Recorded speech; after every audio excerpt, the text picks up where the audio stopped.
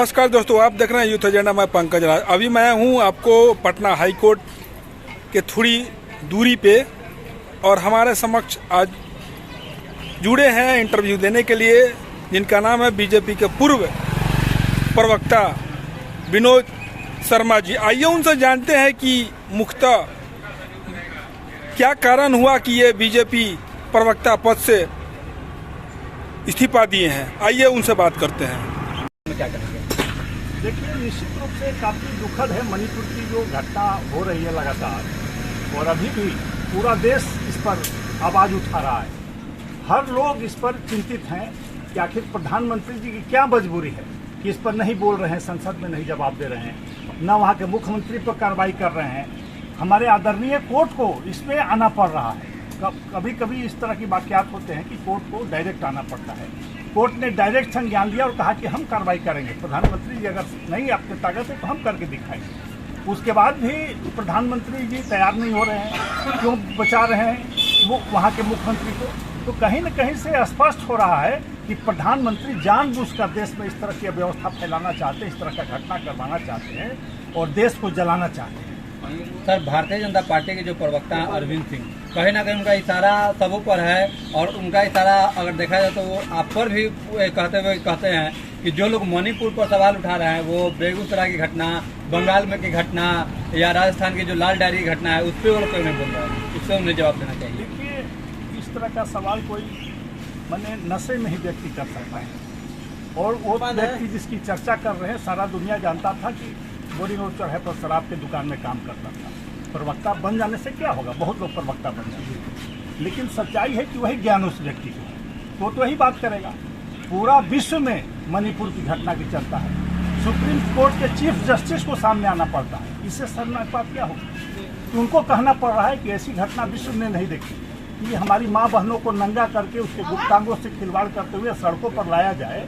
ऐसी घटना आज तक नहीं हुई विश्व में, पहली घटना है। उसके बाद भी ये बेशरम लोग ये कहते हैं कि बंगाल में क्या हुआ है, राजस्थान में पहले नहीं होता था क्या? भाजपा की सरकार से तो नहीं होता था। देखिए, इस तरह की घटनाएं तो होती है जो माने आपसी कहीं एक दूसरे के प्रति स्पर्धा में मारपीट, बलात्कार की घटनाएं आज नहीं, आदि युग से चलती रही है। लेकिन ये जो प्रदर्शन हुआ है और प्रधानमंत्री सोए हुए हैं, इस पर पूरे देश की जनता को चिंता है। सर, यहाँ पर बराबर होता है, बिहार में भी देखने को मिलता है। जब मुख्यमंत्री या जेडीयू बीजेपी के साथ होती है तो कहा जाता है कि जंगल राज खत्म होंगे। जब वही आरजेडी के साथ वो चले जाते हैं तो कहा जाता है कि अब जंगल राज आ गया, जंगल राज आ गया। सर, इसमें आप सबसे बड़ा वजह क्या मानते हैं? देखिए, हमें अफसोस होता है कि 4 वर्षों तक मैं अच्छा पार्टी समझ के इस पार्टी में काम कर रहा था। मैं पहले बाहर से लगा कि नहीं, भाजपा सही में देश की चिंता करती है, माँ बहनों की चिंता करती है और सही में राष्ट्र की उन्नति की बात करती है।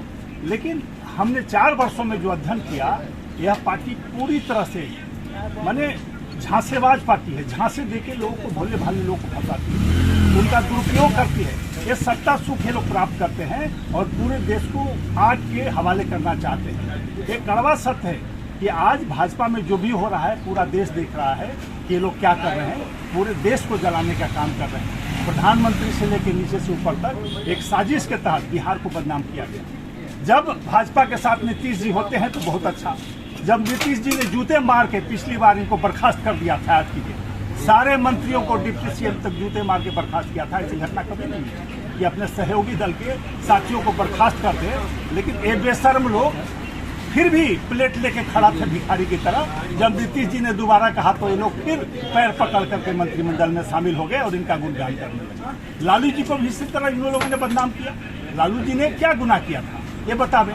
अगर गुनाह किया था तो लालू जी के भूख से पलने वाले, उनके यहाँ से राजनीतिक शिक्षा लेने वाले, राजनीतिक जन्म लेने वाले को प्रदेश अध्यक्ष बनाता है और जंगल राज की बात करता है।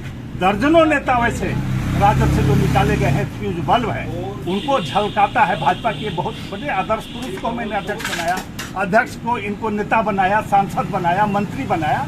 तो ऐसे लोग ही क्या बात कीजिएगा? देश की जनता जाग चुकी है, सारी बातों को समझ चुकी है और इस बार जवाब जनता देगी।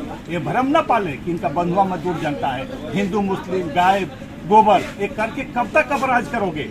देश की भलाई की बात करो, देश के उत्थान की बात करो, नहीं तो जनता उठा करके आपको भी गर्त में डाल देगी। सर लगातार आप सच के लिए आवाज उठाते रहते हैं और अपनी बात को बहुत बेबाकी से रखते हैं, इसके लिए आप जाने जा भी जाते हैं। चाहे वो कांग्रेस में जब आप सर्जिकल स्ट्राइक को आवाज उठाया था, अभी भारतीय जनता पार्टी में मणिपुर के वो लेके आपने इस्तीफा भी दिया, तो सर क्या लगता है जो ईडी और सीबीआई की जांच जो लालू यादव पे चल रही है, ये कहाँ तक सर इसको सही मानते हैं? देखिए, लालू जी नहीं, इस देश के कोई भी प्रतिपक्ष के नेता नहीं बचे हुए। ये पार्टी सबको दबाना चाहती है, सबको प्रताड़ित करना चाहती है और दबाव में रख करके उनसे सहयोग लेना चाहती है। अगर लालू जी आज कह दे कि भाजपा अच्छी पार्टी है, भाजपा को हम समर्थन देंगे, तो सारा ईडी और सीबीआई समाप्त हो जाएगा। कितनी शर्मनाक स्थिति है विश्व में कि शरद पवार के भतीजे प्रफुल्ल पटेल अभी जेल से रह के आए थे, उनके क्या नाम है, एक और साथी अजीत पवार, नहीं दूसरे डिप्टी सीएम थे, तो इन लोगों को गले लगा करके इनको कह दिया कि तो गंगा जल में धुले हुए हैं। तो इस पार्टी के बारे में क्या कहिएगा? देश की जनता प्रश्न कर रही है कि अजीत पवार कैसे धुले हुए हो गए भाई। कल तक आप भाषण में, मध्य प्रदेश के भाषण में 2 दिन पहले प्रधानमंत्री जी कह रहे थे कि भ्रष्टाचारी है, हजारों करोड़ का घोटाला अजीत पवार ने, प्रफुल्ल पटेल ने किया है और कई एक जो भी शामिल हुए हैं सब लोग जेल में रह के आए हैं और आज वो सदाचारी हो गए हैं। कैसा आपका तंत्र है, कैसा गंगा जल आप रखते हैं कि काले चीज को आप उजला कर दे रहे हैं। तो ये बहुत दिन नहीं चलने वाला है। आपका चेहरा काला हो चुका है प्रधानमंत्री जी, आपका सारा चरित्र सामने आ चुका है देश की जनता के सामने कि आप सत्ता के लिए कोई भी कुकर्म कर सकते हैं। सर तो अब आपकी आगे की रणनीति क्या होगी सर?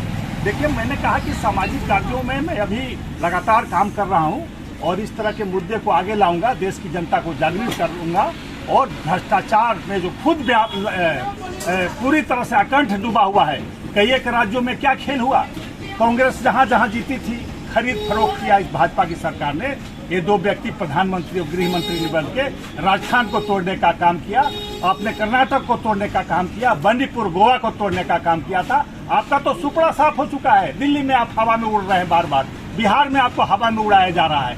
आप 1-2 राज्य में बचे हुए हैं, वो अंतिम पारी चल रही है। प्रधानमंत्री जी अब सचेत होइए और अपना कम से कम चेहरा जो बचा हुआ है उसको बचा के रखिए। क्या सर लगता है कि ये 2024 की जो इलेक्शन है सर, उसमें क्या हमारे मोदी जी का सुपड़ा साफ हो जाएगा या फिर रहेगा सर? अभी भी आपको शक लग रहा है? बजरंग बली ने इनके गर्दन तोड़ दी उसी गधे से। जो बजरंग बली का नारा कर्नाटक में लगा रहे थे, तो बजरंग बली ने कहा कि पापी लोग हैं, इसको समाप्त करो। भारी बहुमत से कांग्रेस को जिताया, कि गदा का प्रहार उल्टा कर दिया इन पर ही। तो बजरंग बली भी जान गए हैं, राम भगवान भी जान गए हैं, ये पापी लोग मेरा नाम लेके राज करना चाहता है, सत्ता सुख लेना चाहता है, पूरे देश को लूटना चाहता है। आज 2 बड़े बड़े बिजनेसमैन जो पूरे देश को चला रहे हैं कौन है? तो आखिर प्रधानमंत्री क्यों नहीं जवाब देते हैं उन पर? अडानी कौन है? कहां से हजारों सबसे बड़ा इंडस्ट्रीज हो गया? ये 9 वर्षों में भारत में नंबर 1 की स्थिति में आ गया, जिसका कोई नंबर नहीं था। अंबानी तो थे, वो भी बहुत आगे बढ़ गए।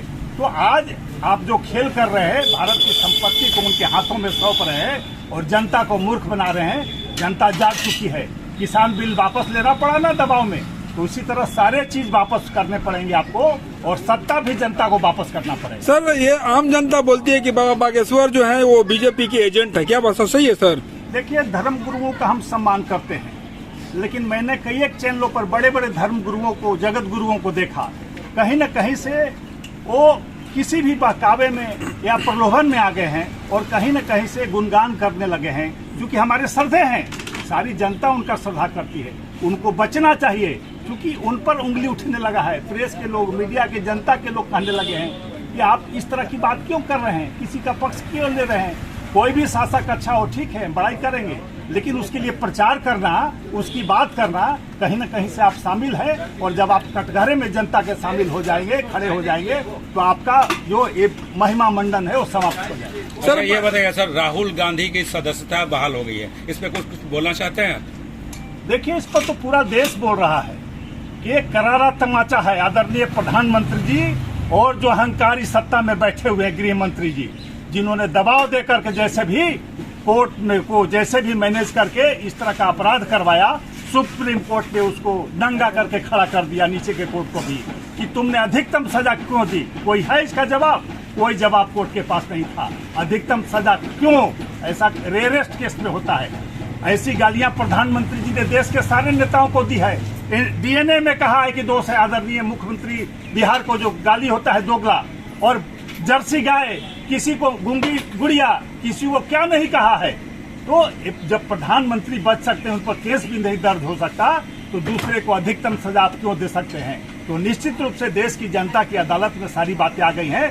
प्रधानमंत्री जी ये खेल अब नहीं चलने वाला। लेकिन भारतीय जनता पार्टी का रही है कि उनके लोग जो है सभी कोई बोल रहे हैं कि सजा खत्म नहीं हुई है, ऑर्डर को स्टे किया गया है। अब उन मूर्खों को कौन समझाए।